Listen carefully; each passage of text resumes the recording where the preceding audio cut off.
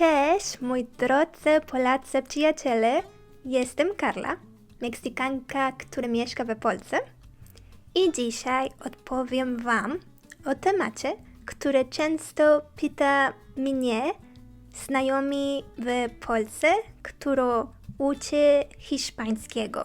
Pytanie jest, która jest różnica między hiszpański z Hiszpanii i hiszpański z Meksyku? Czy się rozumiemy?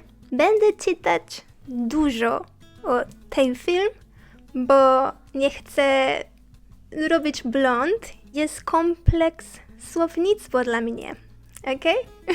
Ale zanim zaczniemy, zapraszam Was do polubienia tego filmu i subskrybowania mojego kanału. Jeśli interesuje Was język hiszpański, kultura meksykańska lub jeśli chcecie śledzić mój postęp w nauce polskiego i moje przygody w tym kraju, proszę subskrybować. Mam dobrą wiadomość również. Aktualnie mam wolne miejsce na lekcje hiszpańskiego. Jej! Jeśli chcesz rozpocząć lub kontynuować naukę z mną, native speakerką z doświadczeniem, napisz do mnie na e-mail podany w opisie tego filmu. A teraz przejdziemy do tematu. Czy Hiszpanie i Meksykanie rozumieją się, gdy mówią po hiszpańsku? Oczywiście, że tak. Hiszpański jest używany w wielu krajach i ma różne warianty, dlatego częste pytanie brzmi, jeśli nauczysz się hiszpańskiego z konkretnego kraju, czy będę rozumiany w innym i dalej? Wszystko dobrze? Tak.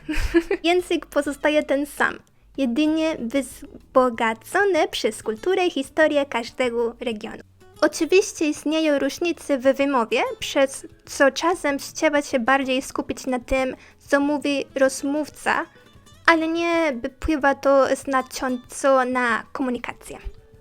Zdaje mi się, rozmawiając z przyjaciółmi z różnych krajów hiszpańskojęzycznych i często używają słów, które nigdy wcześniej nie słyszałam.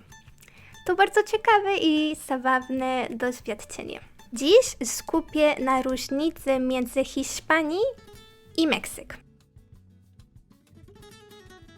Najbardziej charakterystyczną różnicą w wymowie jest sposób wymawiania liter zeta i c przed e i i. To słynne zjawisko ceseo versus ceseo.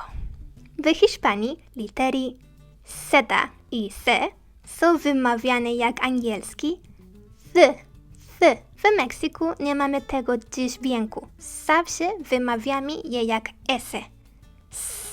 Na przykład zapato, zapato, zapato, cerveza, cerveza, cerveza, cinco, cinco, cinco.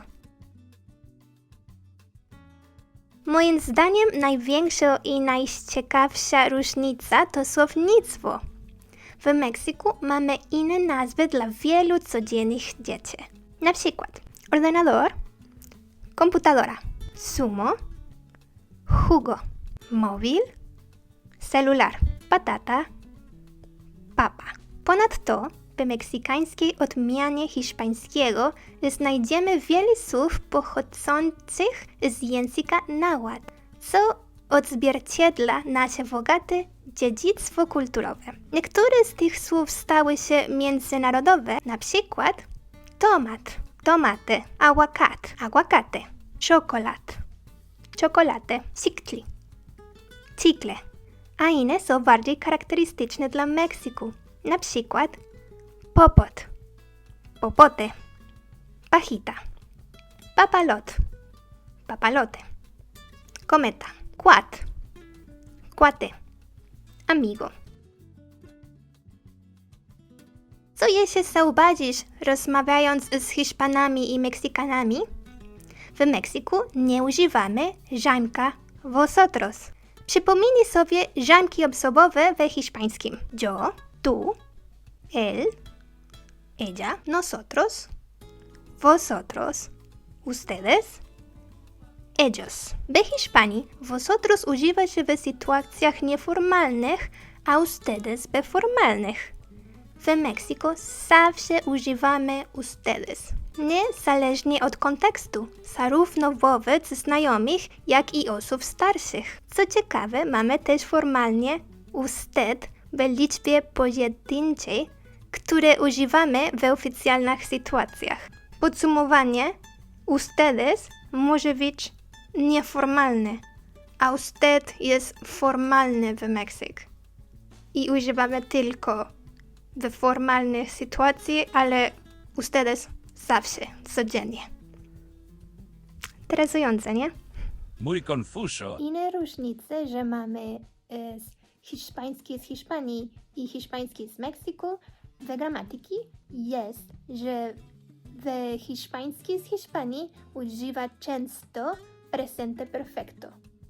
Na przykład he comido. I w Meksyku używamy codziennie często preterito. Comí. He comido. Comí. Jest samo, ale inne gramatyczne czasu. To było najważniejsze różnice między hiszpańskim z Hiszpanii a hiszpańskim z Meksyku. Dziękuję bardzo za oglądać. Mam nadzieję, że lubiłaś. I jeżeli lubiłaś, proszę wracać, kiedy ja nagrywam nowy film. Proszę klik też w dzwonki i będziesz używać, kiedy mam nowy film. Dziękuję za oglądać i pa pa!